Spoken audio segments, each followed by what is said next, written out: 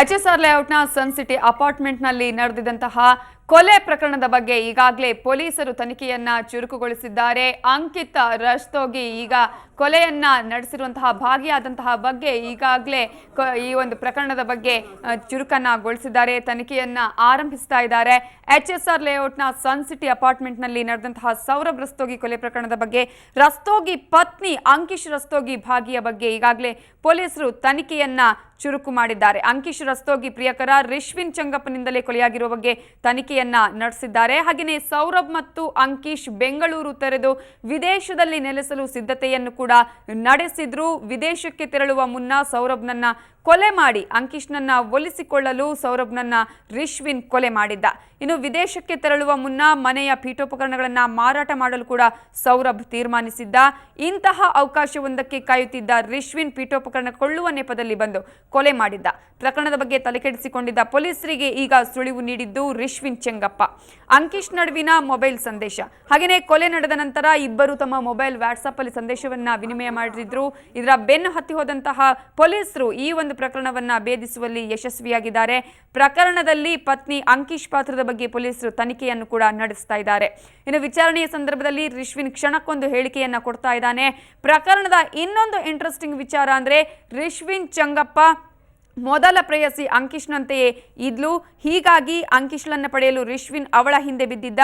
ಪ್ರೇಯಸಿಯ ಚಹರೆಯ ಕೊಲೆ ಮಾಡುವ ಹಂತಕ್ಕೆ ತಲುಪಿದ್ದು ಮಾತ್ರ ಈಗ ವಿಪರ್ಯಾಸ ಅಂತಾನೆ ಹೇಳಬೇಕಾಗುತ್ತೆ. ಎಚ್ಎಸ್ಆರ್ ಲೇಔಟ್ನ ಸನ್ ಸಿಟಿಯ ಅಪಾರ್ಟ್ಮೆಂಟ್ನಲ್ಲಿ ನಡೆದಿದ್ದಂತಹ ಸೌರಭ್ ರಸ್ತೋಗಿ ಕೊಲೆ ಪ್ರಕರಣ ಈಗ ಟ್ವಿಸ್ಟ್ ಅನ್ನ ಪಡ್ಕೊಳ್ತಾ ಇದೆ. ಪೀಠೋಪಕರಣಗಳನ್ನ ಕೊಳ್ಳುವಂತಹ ನೆಪದಲ್ಲಿ ಈಗ ಕೊಲೆಯನ್ನ ಮಾಡಲಾಗಿತ್ತು. ರಸ್ತೋಗಿಯ ಪತ್ನಿ ಅಂಕಿಶ್ ರಸ್ತೋಗಿಯ ಭಾಗಿ ಬಗ್ಗೆ ಕೂಡ ಪೊಲೀಸರು ಇಲ್ಲಿ ತನಿಖೆಯನ್ನ ಚುರುಕು ಮಾಡಿದ್ದಾರೆ. ಅಂಕಿಶ್ ರಸ್ತೋಗಿ ಪ್ರಿಯಕರ ರಿಶ್ವಿನ್ ಚಂಗಪ್ಪನಿಂದಲೇ ಈ ಒಂದು ಕೊಲೆಯಾಗಿರುವಂತಹ ಬಗ್ಗೆ ಮಾಹಿತಿಯನ್ನು ಕೂಡ ಕಲೆ ಹಾಕ್ತಾ ಇದ್ದಾರೆ.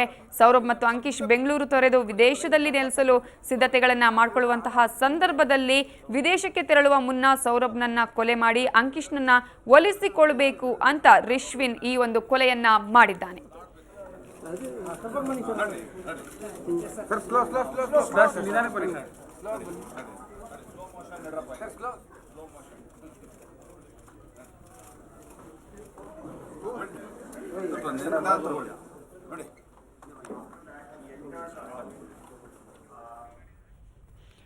ಇವಾಗ ಮಾತನಾಡೋದಕ್ಕೆ ನಮ್ಮ ರಿಪೋರ್ಟರ್ ಅಭಿಷೇಕ್ ಜೈಶಂಕರ್ ಈಗ ನ್ಯೂಸ್ ಡೆಸ್ಕ್ ಇಂದ ನೇರ ಸಂಪರ್ಕದಲ್ಲಿದ್ದಾರೆ. ಅಭಿಷೇಕ್, ಅಂಕಿಶ್ ರಸ್ತೋಗಿ ಕೊಲೆ ಪ್ರಕರಣ ದಿನಕ್ಕೊಂದು ಟ್ವಿಸ್ಟ್ ಅನ್ನ ಪಡ್ಕೊಳ್ತಾ ಇದೆ. ಈಗ ಪೊಲೀಸರಿಗೆ ಸಿಕ್ಕಿರುವಂತಹ ಸುಳಿವು ಏನು? ನವಿತಾ, ಏನು ಸೌರಭ್ ರಸ್ತೋಗಿ ಏನು ಮರ್ಡರ್ ಆಗಿ 15ನೇ ತಾರೀಕು ಮರ್ಡರ್ ಆಗಿತ್ತು. 17ನೇ ತಾರೀಕು ಆರೋಪಿಯನ್ನು ಅರೆಸ್ಟ್ ಮಾಡಲಾಗಿದೆ. ಇಂದಿಗೆ ಒಟ್ಟಾರೆಗೆ 5 ದಿನ ಆಗಿದೆ. 5 ದಿನದಲ್ಲಿ ಆತ ದಿನಕ್ಕೊಂದು ಹೇಳಿಕೆಯನ್ನು ನೀಡ್ತಾ ಇರುವಂಥದ್ದು. ನಾನು ಒಂದು ಅರ್ಥದಲ್ಲಿ ನಾನು ಅವಳನ್ನ ಲವ್ ಮಾಡ್ತಾ ಇದ್ದೆ ಅನ್ನುವಂಥದ್ದು ಒಂದು ಅರ್ಥದಲ್ಲಿ, ಇಲ್ಲ ನನ್ನ ಹಳೆ ಒಂದು ಏನು ಪ್ರೇಯಸಿ ಏನಿದ್ದಾಳೆ ಅವಳು ಕೈ ಕೊಟ್ಟು ಹೋಗಿದ್ದಾಳೆ, ಆ ಪ್ರೇಯಸಿ ಥರನೇ ಈಕೆ ಅಂಕಿತ ಇದ್ದಾಳೆ ಅನ್ನುವಂಥದ್ದು ಒಂದು ಕಾರಣಕ್ಕೆ ಇದು ಮಾಡ್ತಾ ಇರುವಂಥದ್ದು. ಇನ್ನೊಂದು ಹೇಳಿಕೆ ಕೊಡ್ತಾನೆ ಆತ, ನಾನು ಪೀಠೋಪಕರಣಕ್ಕೆ ಏನು ಡಿಸ್ಕಸ್ ಮಾಡಕ್ಕೆ ಹೋಗಿದೆ, ಅದಕ್ಕೋಸ್ಕರ ಒಂದು ಕೊಲೆ ಪ್ರಯತ್ನ ಮಾಡಿರುವಂಥದ್ದು. ಈ ರೀತಿ ಒಂದು ದಿನಕ್ಕೊಂದು ಹೇಳಿಕೆ ಏನು ಹೇಳ್ತಾ ಇರುವಂಥದ್ದು. ದಿನಕ್ಕೊಂದು ಹೇಳಿಕೆಗಳನ್ನು ಕೊಡ್ತಾ ಇರೋದ್ರಿಂದ ಅಂಕಿತ ಮೇಲೆ ಏನಿದೆ ಒಂದು ಡೌಟ್ ಇದೆಯಾ, ಅಂಕಿತ ಇದರಲ್ಲಿ ಭಾಗಿಯಾಗಿದ್ದಾಳ ಅನ್ನೋ ಒಂದು ಶಂಕೆ ಕೂಡ ವ್ಯಕ್ತವಾಗ್ತಾ ಇದೆ. ಈ ಪ್ರಕರಣ ಒಂದು ಅರ್ಥದಲ್ಲಿ ಏನು ಅಮೃತವರ್ಷಿಣಿ ಚಿತ್ರ ಏನಿದೆ ಈ ಸೇಮ್ ಅದೇ ರೀತಿ ಆಗಿರುವಂಥದ್ದು. ಸೌರಭ್ಗೆ ಅಂಕಿತ ಬೇಕು ಅಂದರೆ ಆತನ ಗಂಡನನ್ನ ಕೊಲೆ ಮಾಡಬೇಕಾಗುತ್ತೆ. ಇದರಿಂದ ಇನ್ಸ್ಪಿರೇಷನ್ ಅಂತಾನೆ ಒಂದು ಅರ್ಥದಲ್ಲಿ ಹೇಳ್ಬೋದಾಗಿದೆ ನವಿತಾ. ಏನು ಅವಳಿಗೆ ಸೌರಭ್ನ ಒಂದು ಮರ್ಡರ್ ಮಾಡಿದ್ರೆ ನೆಕ್ಸ್ಟ್ ಒಂದು 6 ತಿಂಗಳಲ್ಲಿ ನಾನು ಅವಳನ್ನ ಮದುವೆ ಆಗ್ಬೋದು, ಅವಳನ್ನ ನನಗೆ ಸಿಗ್ತಾಳೆ, ಇದೇ ಕಾಂಟ್ಯಾಕ್ಟ್ನಲ್ಲಿ ಅವಳನ್ನ ನಾವಿಬ್ರು ಒಂದಾಗಿ ಅವ್ರನ್ನ ಸಂಸಾರ ಮಾಡ್ಬೋದು ಅನ್ನೋವಂಥದ್ದು ಒಂದು ಇಂಟೆನ್ಷನ್ ಇಟ್ಕೊಂಡು ಈ ಥರ ಮಾಡಿರುವಂಥದ್ದು ನವಿತಾ. ಈ ಹಿಂದೆ ಕೂಡ ಇನ್ನೊಂದು ಹೇಳಿಕೆ ಏನಂದರೆ ಈತ ಗಂಡ ಹೆಂಡತಿ ಏನು ಸೌರಭ್ ಮತ್ತು ಅಂಕಿತ ಏನಿದ್ದಾರೆ ಅವರಿಬ್ಬರು ಕೂಡ ಇವಾಗ US ಗೆ ಹೋಗಿ ಸೆಟ್ಲ್ ಆಗಿರ್ತಾರೆ. ಅಕಸ್ಮಾತ್ ಅವ್ರೇನಾದ್ರು US ಗೆ ಸೆಟ್ಲ್ ಆದರೆ ಅಂಕಿತ ನನಗೆ ಸಿಗೋದಿಲ್ಲ ಅನ್ನೋ ಕಾರಣಕ್ಕೆ ಕೂಡ ನಾನು ಕೊಲೆ ಮಾಡಿದೆ ಅನ್ನುವಂಥದ್ದು ಒಂದು ಮಾತುಗಳನ್ನ ಕೂಡ ಹೇಳ್ತಾ ಇದ್ದಾನೆ ನವಿತಾ. ಓಕೆ, ಈಗಾಗಲೇ ಅಂಕಿತಾಗೆ ಇದ್ರ ಬಗ್ಗೆ ಏನಾದರೂ ಮಾಹಿತಿ ಇತ್ತಾ?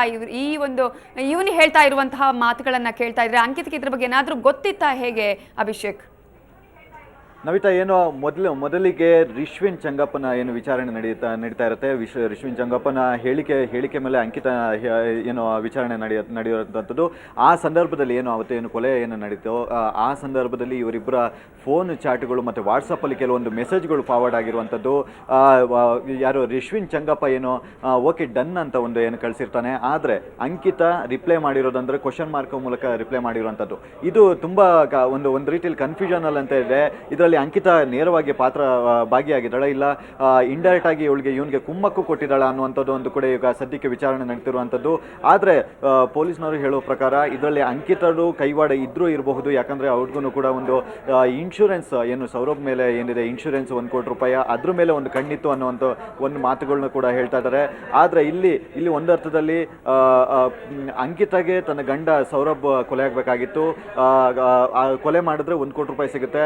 ಯಾರೋ ಇವನು ರಿಶ್ವಿನ್ ಏನೋ ಸೌರಭ್ನ ಸಾಯಿಸಿದ್ರೆ ಅಂಕಿತ ಸಿಗ್ತಾಳೆ. ಈ ಟ್ರಯಾಂಗಲ್ ಅಲ್ಲಿ ಇಬ್ಬರು ಇಂಟೆನ್ಷನಲ್ಲೂ ಒಂದೇ ಆಗಿರೋದು, ಅದು ಸೌರಭ್ನ ಸಾವು. ಆದರೆ ಇಲ್ಲಿ ನಡೆದಿರೋದು ಕೂಡ ಅದೇ. ಇದ್ರ ಬಗ್ಗೆ ಇನ್ನಷ್ಟು ವಿಚಾರಣೆ ಕೂಡ ನಡೀತಾ ಇದೆ. ಏನು ರಿಶ್ವಿನ್ ಚಂಗಪ್ಪ ಏನೋ ದಿನಕ್ಕೊಂದು ಹೇಳಿಕೆ ಕೊಡ್ತಾ ಇದ್ದಾನೆ. ಇದರಿಂದ ಪೊಲೀಸ್ನವರಿಗೆ ಒಂದು ಸ್ವಲ್ಪ ವಿಚಾರಣೆಯಲ್ಲಿ ಡಿಲೇ ಆಗ್ತಾ ಇದೆ ಅಂತಾನೆ ಹೇಳ್ಬೋದು. ಅಂದ್ರೆ ಇದು ದಾರಿ ತಪ್ಪಿಸುವಂತಹ ಪ್ರಯತ್ನನ ಹೇಗೆ ಅಭಿಷೇಕ್ ಹಾಗಾದ್ರೆ ಈ ರೀತಿ ದಿನಕ್ಕೊಂದು ಹೇಳಿಕೆ ಕೊಡ್ತಾ ಇರೋದು? ಖಂಡಿತ ನವಿತಾ, ಅವನೇನು ಮುಗ್ಧನೋ ಅಥವಾ ಸೈಕಿಕ ಅನ್ನೋದು ಕೂಡ ಕನ್ಫ್ಯೂಸ್ ಆಗಿದೆ. ದಿನಕ್ಕೊಂದು ಹೇಳಿಕೆ ಕೊಡ್ತಾ ಇರೋದಂತೂ ಒಂದು ಅವನ ಮನಸ್ಸಿನಲ್ಲಿ ಏನಿದೆಯೋ ಏನಿಲ್ಲ ಅನ್ನುವಂಥದ್ದು ಒಂದು ಇವಾಗ ಡೌಟ್ ಬರ್ತಾ ಇರುವಂಥದ್ದು. ದಿನಕ್ಕೊಂದು ಹೇಳಿಕೆ. ಒಂದ್ಸಲ ನಾನು ಅವಳು ಹಳೆ ಪ್ರೇಯಸಿ ಥರ ಇದ್ದಾಳೆ, ಅದಕ್ಕೋಸ್ಕರ ನಾನು ಅವಳ ಜೊತೆ ಮಿಂಗಲ್ ಆಗ್ತಾ ಇದೆ ಅನ್ನುವಂಥದ್ದು ಒಂದು ಮಾತುಗಳನ್ನ ಹೇಳ್ತಾಳೆ. ಒಂದರ್ಥದಲ್ಲಿ ಅವಳ ಹತ್ರ ಅಕೌಂಟೆಂಟ್ಗೆ ಹೋದಾಗ ಅವಳ ಜೊತೆ ಕ್ರಶ್ ಆಗಿತ್ತು. ಈ ಕಾರಣದಿಂದ ಅವಳು ನನಗೆ ಬೇಕೇ ಬೇಕು ಅನ್ನೋ ಕಾರಣದಿಂದ ನಾನು ಅವಳನ್ನ ಗಂಡನ ಮರ್ಡರ್ ಮಾಡಿದ್ರೆ ಇವಳು ದಕ್ಕಬಹುದು ಅನ್ನುವಂಥ ಮಾತುಗಳನ್ನ ಹೇಳ್ತಾ ಇದ್ದಾನೆ. ಒಟ್ರಾಶಿಯಾಗಿ ಈತ ಕೊಲೆ ಮಾಡಿರೋದಂತೂ ಸತ್ಯ, ಆದರೆ ಯಾವುದಕ್ಕೆ ಯಾವ ಕಾರಣಕ್ಕೆ ಕೊಲೆ ಮಾಡ್ದ ಈ ಕೊಲೆಯಲ್ಲಿ ಅಂಕಿತ ಪಾತ್ರ ಇದೆಯಾ ಅನ್ನುವಂಥ ಕೂಡ ಇವಾಗ ವಿಚಾರಣೆ ನಡೀತಾ ಇದೆ Navita. Okay, thank you Abhishek ಡೀಟೇಲ್ಸ್ಗೆ.